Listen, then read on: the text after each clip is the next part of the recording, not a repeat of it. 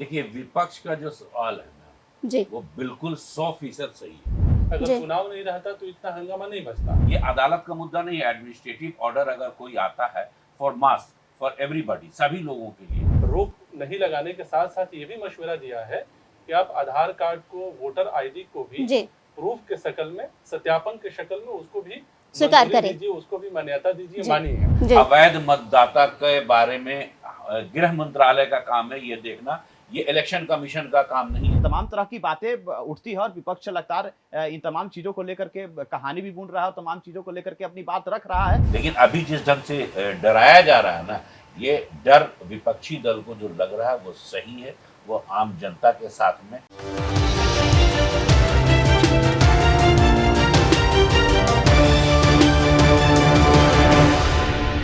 नमस्कार, आप देख रहे हैं मंथन टुडे। मैं हूं आपके साथ अंशु गोस्वामी। जिस तरीके से एसआईआर पर सुप्रीम कोर्ट ने रोक लगाने से साफ इनकार कर दिया है, आखिर क्या कुछ वो वजहें हैं और क्या है अंदर के वो वजह और कारण, इन तमाम मुद्दों पर डिबेट करने के लिए हमारे साथ हैं political expert Ashfaq Rahman sir. बहुत बहुत स्वागत है आपका। और साथ ही हैं हमारे साथ chief programmer doctor Sanjeev Kushwaha, आपका भी स्वागत है सर। और साथ ही है हमारे ब्यूरो चीफ महफूज आलम सर, आपका भी स्वागत है।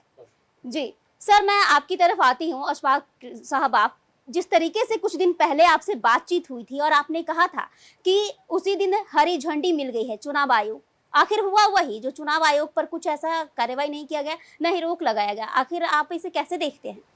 इसमें देखना क्या, आपने जो सवाल किया उसमें तो खुद ही जवाब दे दिया। हमने कहा था ना कि अगर चुनाव आयोग को रोक लगाना होता, एडमिनिस्ट्रेटिव ऑर्डर के अगेंस्ट में सुप्रीम कोर्ट जाना भी नहीं चाहिए था। हम जी। लोग गए, बेकार किया। उसी वक्त अगर रोक लगाना हो तो उस वक्त भी आधार कार्ड वगैरह को एडवाइस कर दिया गया था।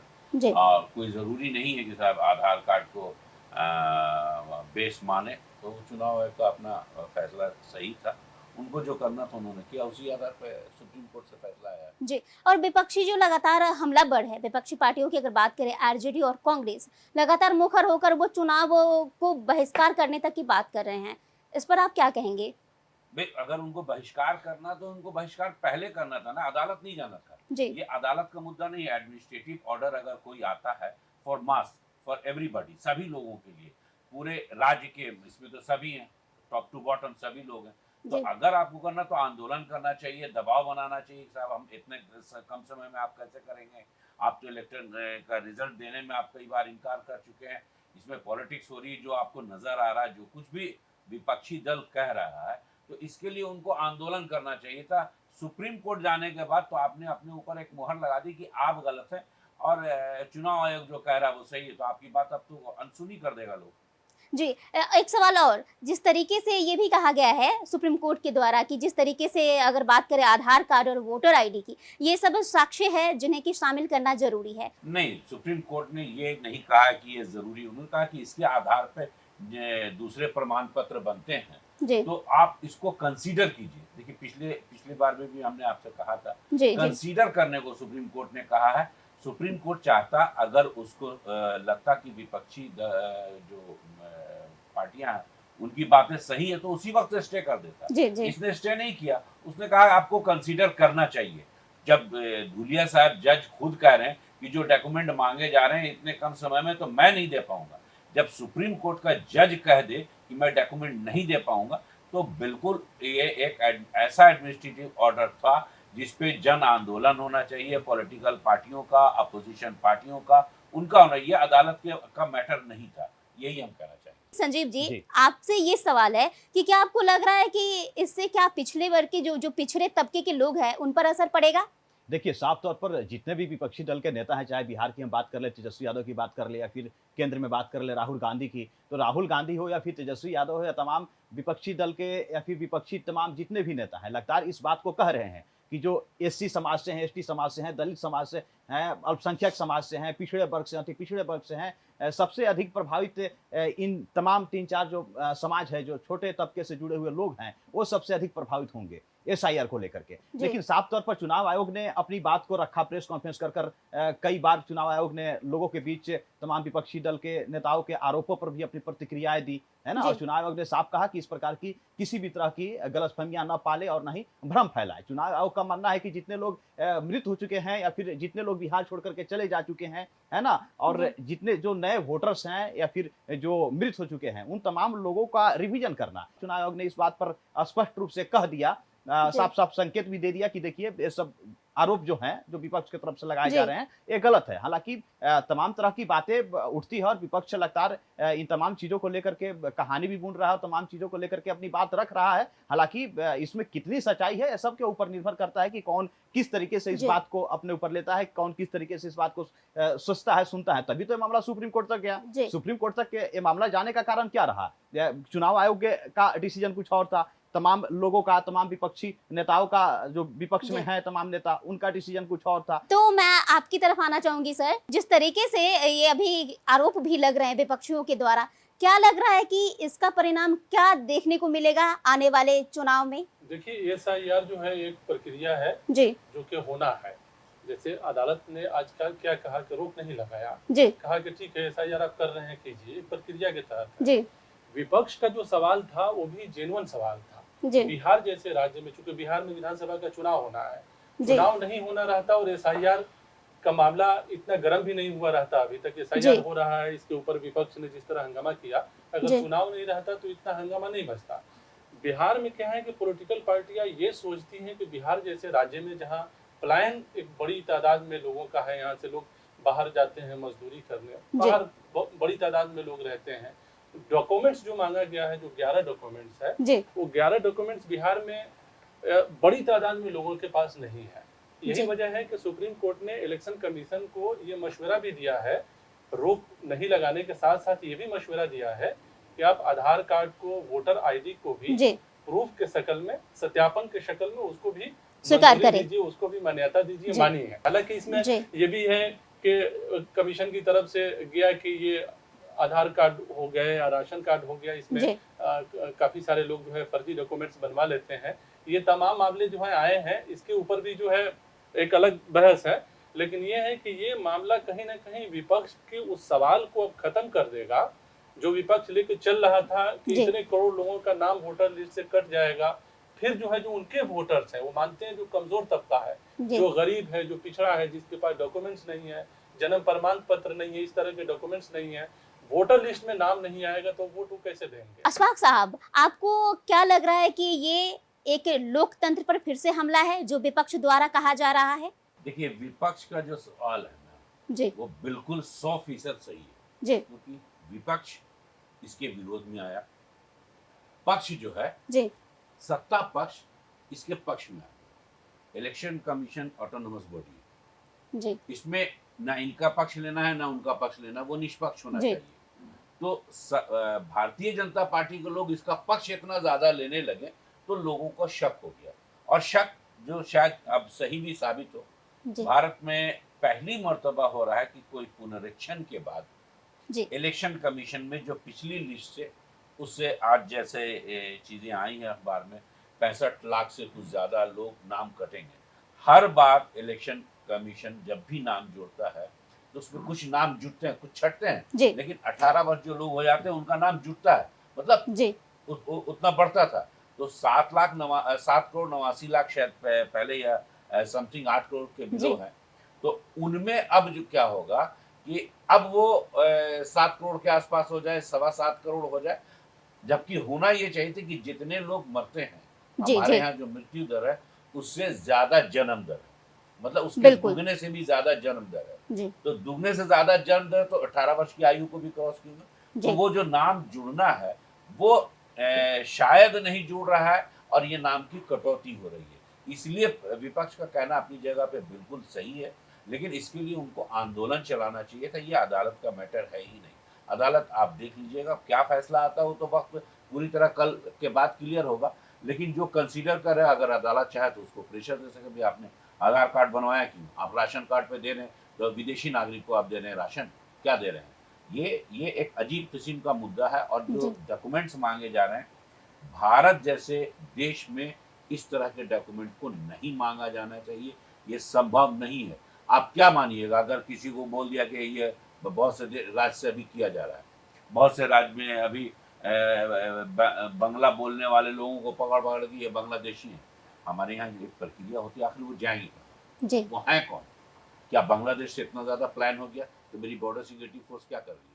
मेरे बड़ा border सवाल है। हाँ। जिस तरीके से यहाँ पर ये भी सवाल उठता है कि उनका आरोप है कि ये बांग्लादेशी जो रोहिंग्या हैं उन पर भी ये एक्शन है, और ये क्या आपको नहीं, लग रहा है आप ऐसा पहले कुछ है? समझिए, रोहिंग्या को भारत सरकार ने मान्यता दी है शरणार्थी के तौर पर। जी वो एक अलग जगह उनको बना के दे दिएगा, शरणार्थी को हमको भी दे जी। सकते। अभी जो लोग हैं ना, जो जिनके पास डॉक्यूमेंट नहीं होगा, जो एनआरसी में लोग छटेंगे, एनआरसी का अगर किया जाए तो उसमें छटेंगे, अभी वो है, वो सब भारतीय हैं।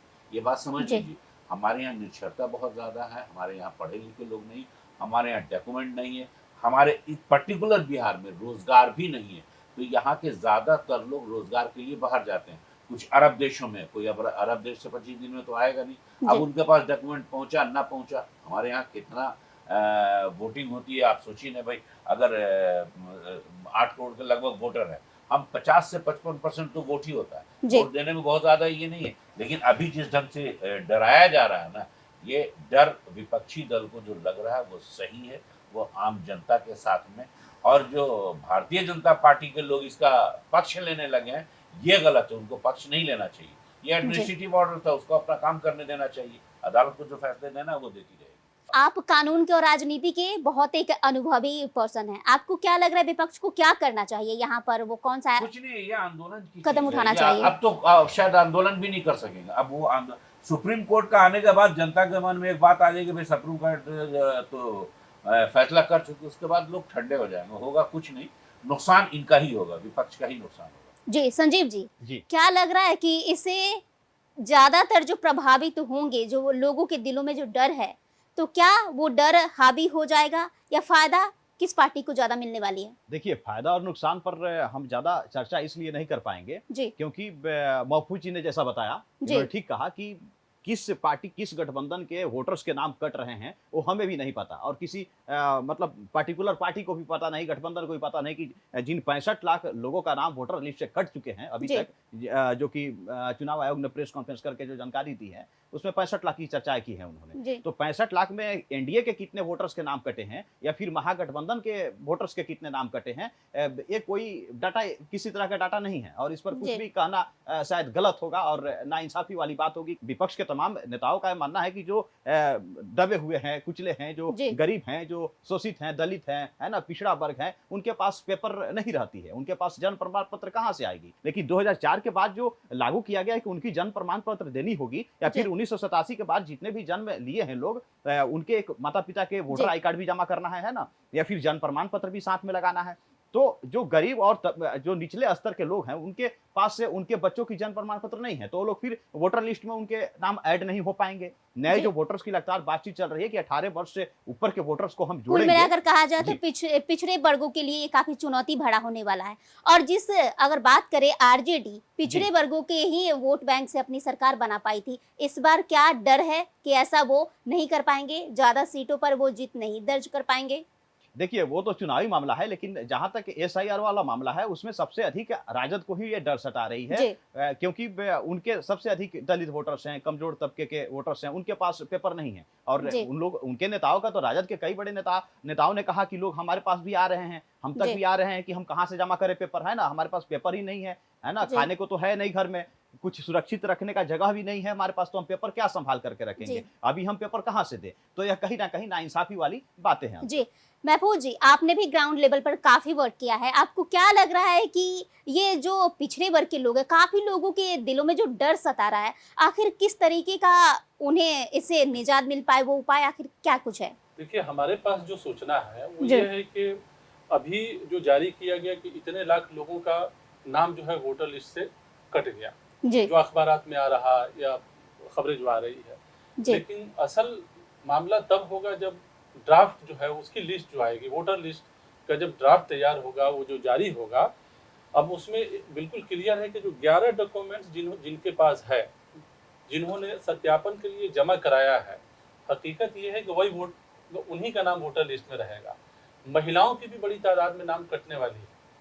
वो जी। कैसे, जो बहू हैं, बहू के शक्ल में जहाँ जहाँ पे जी महिलाएं हैं, अब उनके साथ है 2 डॉक्यूमेंट जमा कराना है, बिल्कुल, अपना भी और उनके पेरेंट्स का। अब मायके सवाल, का भी। हाँ, उनके मायके मायके से जी उनके पेरेंट्स का कोई ना कोई एक डॉक्यूमेंट चाहिए। जी और सवाल है कि उन 11 डॉक्यूमेंट्स में अगर मायके के पास, यानी मतलब जी उनके माता पिता के पास नहीं है भी नहीं, लोग दे भी नहीं रहे हैं, तो वो क्या कर रही हैं कि आवासीय बनवाई या जहाँ पे वो हैं वो अपना जमा करा दिया। बीएलओ भी ले ले रहा, जी बीएलओ ले लिया और उनका बकायदा नाम लिखा और जमा कर दिया, अपलोड कर दिया। लेकिन उस चीजें तय होती है कानून के हिसाब से। वो हो गया कि 11 डॉक्यूमेंट्स पूरा क्लियर है, उसमें लिखा हुआ है। अब जी। नहीं रहेगा तो जाहिर है उनका नाम वोटर लिस्ट में नहीं रहेगा। अशफाक साहब, आखिरी सवाल आपसे, क्या अब लग रहा है आपको कि आगे का जो बिहार की वो राजनीति में एक घमासान देखने को मिलेगा वो एसआईआर पर ही होगा? इस बार का चुनाव एसआईआर को ही समर्पित रहेगा? नहीं, जो लोग हारेंगे वो इसका ठिकरा उसके सर फोड़ेंगे, ओह, जो जीत जाएंगे अच्छा। उसका ठिकरा नहीं। हारने वाला विधवा विलाप जिसको कहते हैं वही करेंगे, और नुकसान इसका हर हाल में हम जो देख रहे हैं वो इनको होगा। ऐसा नहीं है कि एनडीए के भी, जेडीयू के एक एमपी ने भी इस पर सवाल उठाया कि ये तुगलकी फरमान है। ये जो फरमान अभी लागू किया गया और जिस तरीके से किया जा रहा है, मेरे हिसाब से इलेक्शन कमीशन को ऐसा नहीं करना चाहिए। और हर हाल में ये 8 करोड़ से ऊपर जाएंगे वोटर। जी वो अगर नहीं जाते हैं तो बिल्कुल आप समझ लीजिए कि पक्षपातपूर्ण रवैया हुआ है, और इस पे विपक्षियों को आंदोलन करना चाहिए। इसका ये अदालती मामला है ही नहीं। जी, तो आपको लग रहा है कि इस बार भी भारी नुकसान होगा, सरकार बनाते बनाते रह जाएंगे विपक्षी ये दल? तो इलेक्शन के बाद ही कह सकते हैं, अभी तो नहीं कह सकते हैं। जनता किधर मन बनाएगी और जनता का क्या, सब लोगों का क्या मूड होगा, अब वक्त से पहले इसको नहीं कह सकते हैं। हम इसके बारे में कोई कमेंट नहीं कर सकते हैं।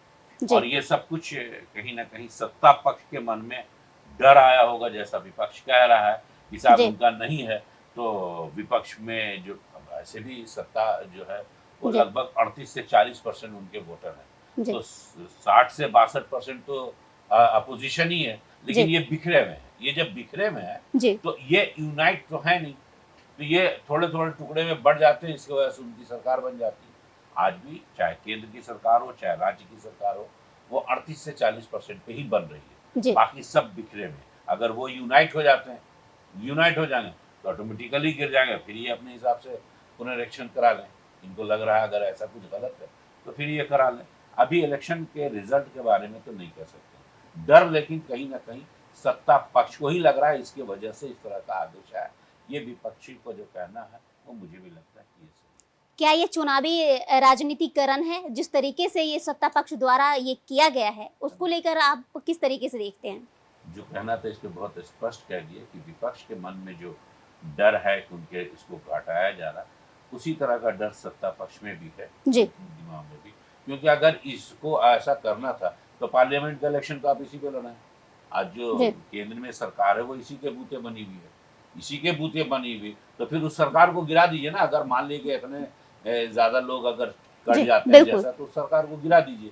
वो सरकार वैलिड नहीं हुई तो इलीगल वोट हुआ उसका मतलब, जी या विदेशियों ने अपना दिया है, तो ऐसे अलग इसको यही काफी इम्पैक्टिव बातें कही आपने। बहुत बहुत शुक्रिया अशफाक साहब आपका, और संजीव जी आपका भी, और महफूज जी आपका भी। तो आपने जिस तरीके से एसआईआर को लेकर सुप्रीम कोर्ट के ये जो आए है फैसले, यानी कि वो रोक लगाने से इनकार कर दे, उन तमाम मुद्दों पर क्या कुछ सच्चाई है और क्या जमीनी स्तर पर इसका फायदा होगा या नुकसान, आपने देखा। देखते रहिए मंथन टुडे। शुक्रिया।